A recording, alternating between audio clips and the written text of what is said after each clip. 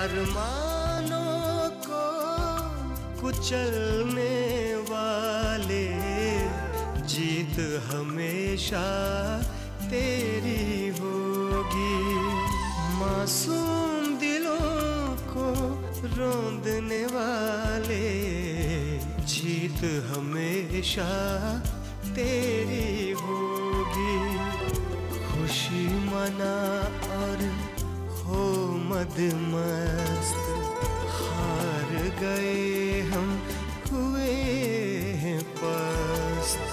जालिम तुझको जीत मुबारक, अपने लिए है सिर्फ शिकस्त। शिकस्त शिकस्त शिकस्त, अपने लिए है सिर्फ शिकस्त। शिकस्त शिकस्त शिकस्त।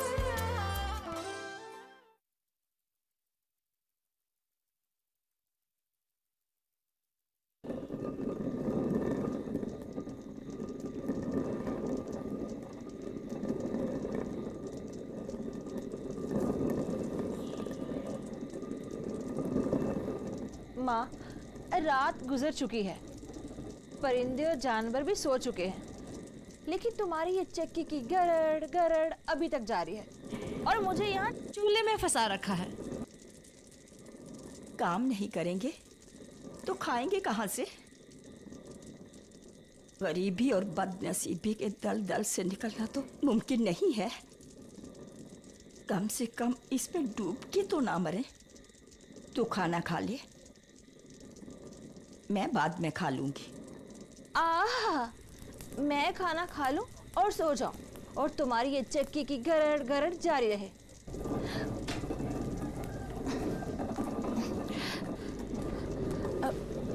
चल उठ माँ, चुपचाप खाना खा ले। उठ ना माँ, मैं रोटी लगाती हूँ। माँ, तुम्हें ये शोर सा सुनाई दे रहा है?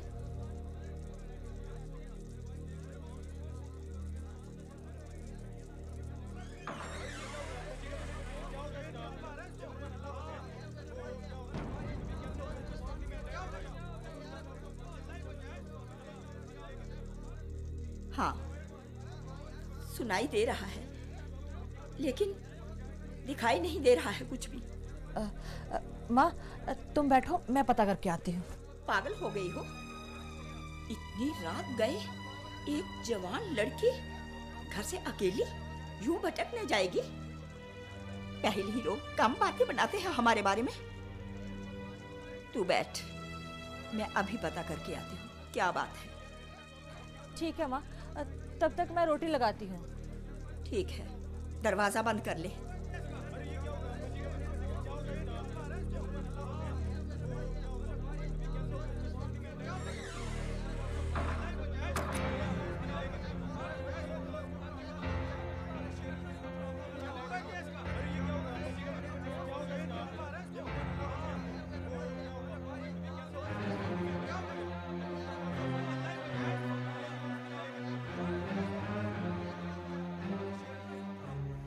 क्या बात है पिताजी, सब ठीक है ना?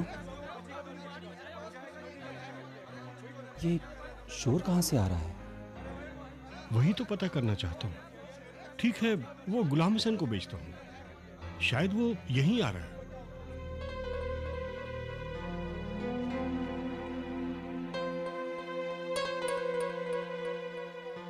कितनी देर हो गई, माँ अभी तक नहीं आई। आदाब जनाब। क्या बात है गुलाम हुसैन, ये शोर कैसा है और तुम इतनी रात गए, कहाँ गए थे? वही तो पता करने गया था जनाब। दरअसल वो यहाँ चौपाल के पास गांव के बहुत सारे लोग जमा हुए हैं। वही लोग जोर जोर से बातें कर रहे हैं। लेकिन बात क्या है? माँ सब्र करो, खोलती हूँ।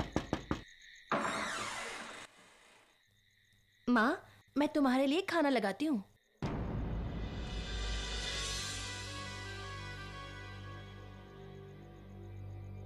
माँ, तेरे चेहरे पे हवाइयां क्यों उड़ रही हैं? वहां शोर कैसा था? बोल ना माँ। माँ क्या हुआ? बताओ ना माँ, क्या हुआ? यूं परेशानी ना बढ़ाओ, बताओ ना क्या हुआ? बोल ना क्या हुआ? वो तुम्हारा मोहन सिंह, जिसके बारे में तुम बातें करती रहती हो, वो शिकार से लौट रहा था। तो क्या हुआ माँ? बता ना, बोल ना माँ, बोलती क्यों नहीं? माँ, यूं तड़पाती क्यों हो? बताओ ना क्या हुआ?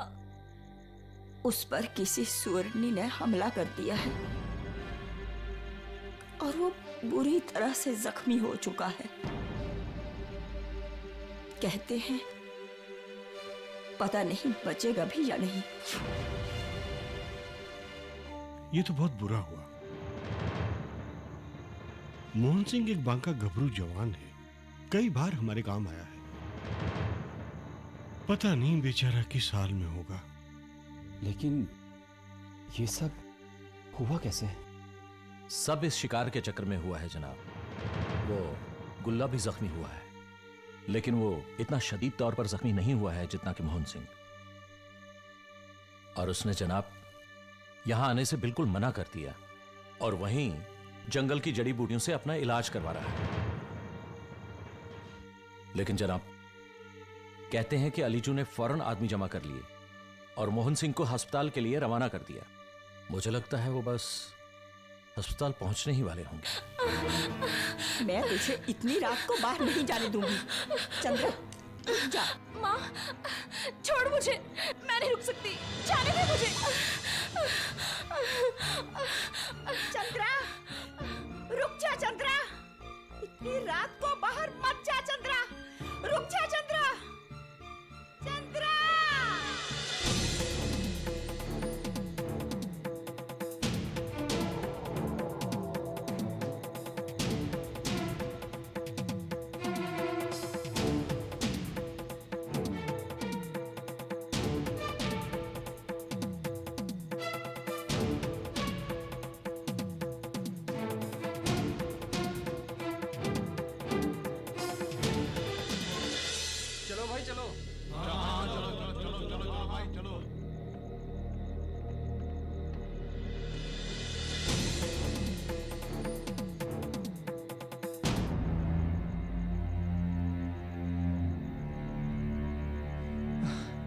अरे भाई जरा ठहरो, दम तो लेने दो। रखो भाई नीचे, आराम से रखो। रखो भाई रखो, आराम से।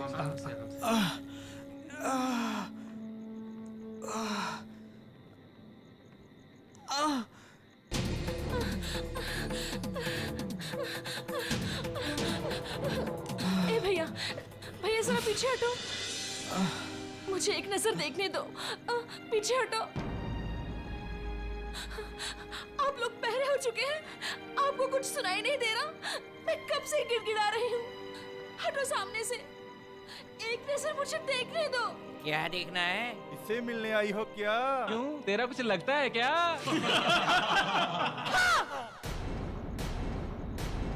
लगता है, सब कुछ लगता है वो मेरा। तुम लोगों में से कोई उसका अपना नहीं है, मैं उसकी हूँ और वो मेरा है। तुम लोगों को कोई तकलीफ है? बड़ी जुबान दराज है। बेशरम है, बेशरम। दफा करो इसे यहाँ से। दफा तुम लोग हो जाओ यहाँ से। मुझे मेरे मोहन से मिले दो। कमज़ाद।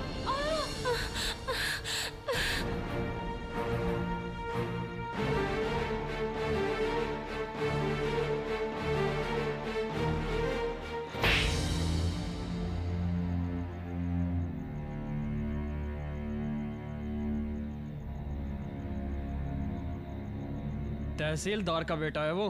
हाँ तभी तो।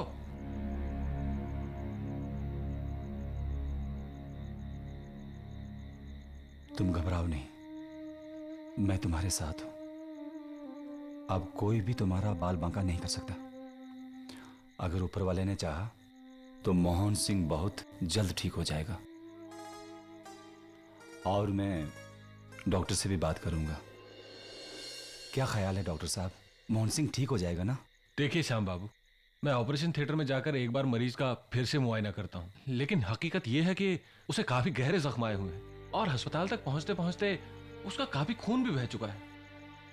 हालात काफी पेचीदा है। इस वक्त तो मैं कुछ नहीं कह सकता, लेकिन मैं अपनी तरफ से पूरी कोशिश करूंगा। बाकी अल्लाह मालिक है। चंद्रा, तुम घबराओ नहीं, डॉक्टर साहब पूरी कोशिश करेंगे। मोहन सिंह जल्द ठीक हो जाएगा। श्याम बाबू, मैं इस माशरे से, माशरे के ठेकेदारों से, पूरी दुनिया से लड़ सकती हूँ, लेकिन अपनी किस्मत से कैसे?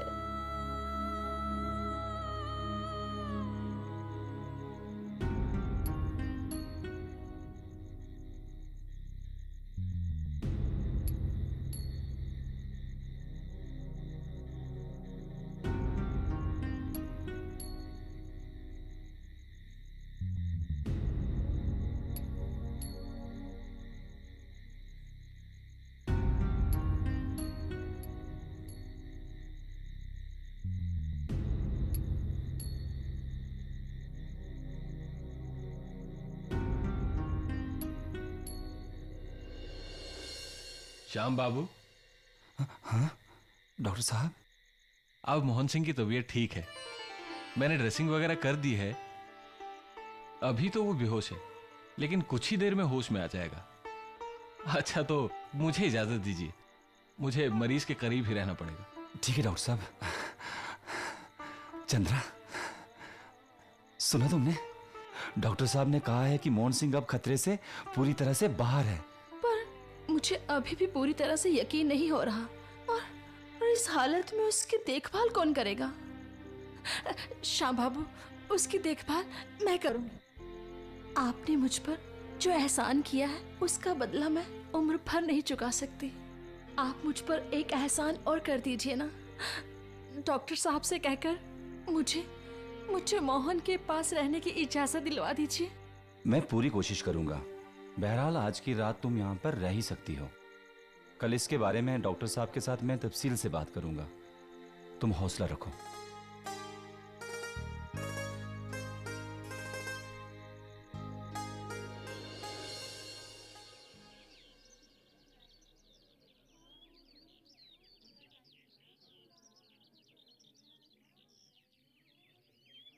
देखिए श्याम बाबू, ये मामला बहुत बेढप है।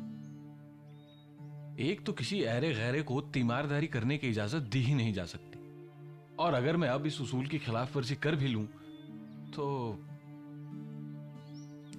आप तो जानते हैं ये मामला बहुत टेढ़ा सा है। मोहन सिंह का चचेरा भाई उसका करीबी रिश्तेदार है, और उसका जायज और सही वारिस भी। अगर वो उसकी खबरगिरी करना चाहे तो मैं कैसे रोक सकता हूं?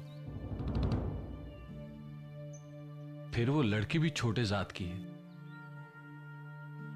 गांव वालों ने उसका और उसकी मां का बाइकआउट कर रखा है। मोहन सिंह के रिश्तेदार ये इल्जाम लगा सकते हैं कि एक राजपूत का मजहब पर बात किया जा रहा है। ब्राह्मण ऐतराज कर सकते हैं, अर्जी दाग सकते हैं, मेरे खिलाफ कार्रवाई हो सकती है। श्याम बाबू, ये मामला इतना सीधा नहीं है, और ऊपर से मैं मुसलमान हूं। हर कोई यही ढोल पीटेगा कि मैंने जानबूझकर मजहबी मुदाखलत की है। यह मामला बहुत पेचीदा है। आप सही कह रहे हैं डॉक्टर साहब, यह मामला बहुत पेचीदा है। अजी मैं ना कहता था कमबख्त मामला चुटकियों में सुलझ जाएगा, तो सुलझ गया।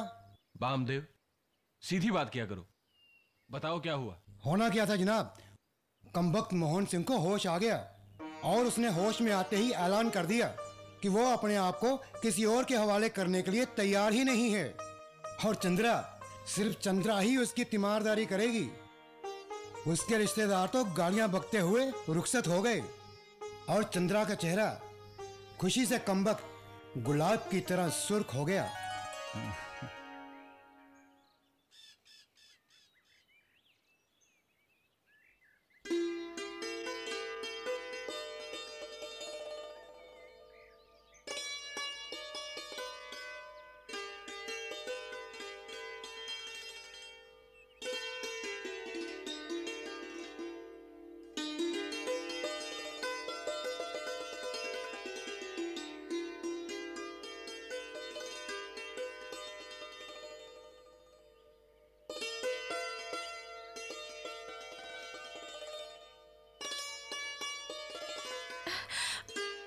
सलाम बाबूजी। मैं सईदा, करीमा माली की बहू। पहचाना आपने मुझे? जब आप शहर से पहली बार अपने घर आए थे, याद है? मिली थी मैं आपसे। हाँ हाँ, मैंने तुम्हें पहचाना। तुम्हारे बारे में बड़ी दिलचस्प बात पता चली है। क्या बाबूजी? सुना है कि तुम फूल पौधों के चक्कर में पूरे गांव में घूमती रहती हो और तुम्हारे पास गांव की सारी खबरें होती हैं। मैंने तो ये भी सुना है कि तुम्हारे पेट में कोई बात पचती ही नहीं है। ठीक सुना है बाबूजी आपने। जब मुझे कोई बात पता चलती है ना, जब तक मैं किसी को सुनाऊं नहीं, तब तक मेरे पेट में गुड़गुड़ होता रहता है। बाबूजी, मुझे माफ करना, मैंने आपको जगा दिया। लेकिन आप यूं दिन दहाड़े सो क्यों रहे थे? रात को सोए नहीं क्या? अरे सो नहीं रहा था, दरअसल आज खाना बहुत ज्यादा खा लिया, ऊपर से माँ ने खीर भी बहुत खिला दी। फिर तो ठीक है बाबूजी, माँ ने अपने प्यारे प्यारे हाथों से आपके लिए खीर बनाई थी, वो तो आपको खानी ही थी। नहीं नहीं नहीं, वो खीर माँ ने नहीं बनाई थी। फिर किसने बनाई थी बाबूजी? दरअसल वो खीर हमारे घर लेकर आई थी वो खाला छाया। हद बाबूजी, आपने तो मेरे मुंह का जायका ही बिगाड़ दिया। क्या हुआ सईदा, मैंने ऐसा क्या कह दिया? अरे आपको अपनी प्यारी खाला के बारे में कुछ मालूम भी है? सुनिए, आपकी प्यारी खाला पहले अपने खाविंद के हमरा दूसरे गांव मोजा गोहरा में रहती थी। वहाँ उसे किसी मास्टर के साथ इश्क हो गया था। उस वक्त बड़ी मुद्दत तक ये मौजू पूरे गांव में आग की तरह गर्म था। वो कमबख्त 2 दिन घर से भागकर उसके साथ रही भी थी, लेकिन बाद में इसके खाविंद ने खूब हंगामा किया और मास्टर को वहाँ से सब कुछ छोड़कर चले जाना पड़ा था। हाँ, अरे मुझे इस बात का तो इल्म ही नहीं था। आपको इस बात का इल्म तो है ना कि उसके खाविंद ने बड़ी मुद्दत से उसे अपने घर से निकाल दिया है और ये गांव में अपनी बेटी वंती के साथ रहती है और बड़ी होशियारी से एक दुकान भी चलाती है। उसका बड़ा भाई जिया लाल भी उसी के साथ रहता है और दोनों माँ बेटियों की खबरगिरी करता है। असल में करता वर्ता कुछ नहीं, छाया ही उसे खिलाती पिलाती है। बाबूजी, बिरादरी का बस चलता ना तो इस छाया को गांव से कब का निकाल दिया होता, लेकिन ये औरत है बड़ी चीदार, क्या मजाल कि किसी के सामने दबे। बिरादरी तो कहती है कि पंडित स्वरूप किशन के बेटे दुर्गा दास के साथ अपनी बेटी को ब्याह दो, लेकिन वो मानते ही नहीं। और ठीक भी तो यही है। वो पंडित स्वरूप किशन, मैंने ऐसा कमीना आदमी अपनी जिंदगी में नहीं देखा। बाहर से बड़ा बगुला भगत बना नजर आता है, लेकिन अंदर से कुछ ना पूछिए बाबूजी, एक नंबर का काइया और बदमाश आदमी है। आपको मालूम है वो अपने बेटे दुर्गा दास के लिए वंती का गौना क्यों मांगता है? क्यों मांगता है भला? क्योंकि दुर्गा दास को कोई भी लड़की नहीं देता। देखा है आपने दुर्गा दास को? नहीं। निहायती बदसूरत और आधा पागल भी है। कुदरत के आगे किसका बस चलता है? हमें यूं किसी की कमजोरी का मजाक नहीं उड़ाना चाहिए। एक बात कहूं सईदा? जी बाबूजी। तुम्हारी बातें सुनते सुनते मेरा खाना हजम हो गया, अब बहुत हल्का महसूस कर रहा हूँ। वैसे एक बात मैं भी कहूँ बाबूजी? कहो। मेरे दिल पे भी कब से एक बोझ सा था, पेट में गुड़गुड़ होता रहता था। आज आपको छाया की बातें बताकर ना बहुत हल्का महसूस कर रही हूँ। सोचती हूँ एक डकार ही ले लूं।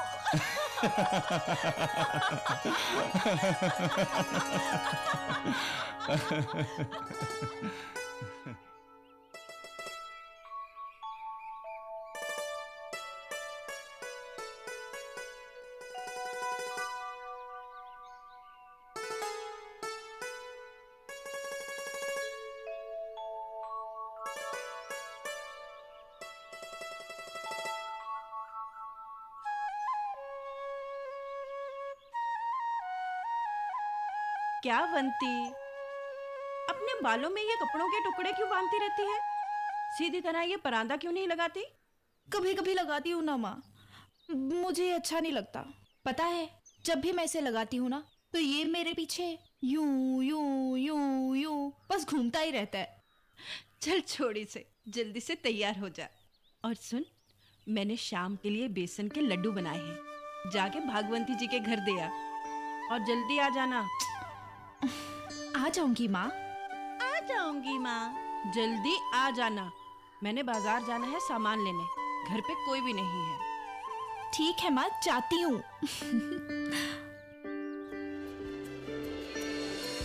जज्बातों को कुचलने वाले, जीत हमेशा तेरी होगी। जालिम तुझको जीत मुबारक, अपने लिए है सिर्फ शिकस्त शिकस्त शिकस्त शिकस्त। अपने लिए है सिर्फ शिकस्त शिकस्त शिकस्त शिकस्त।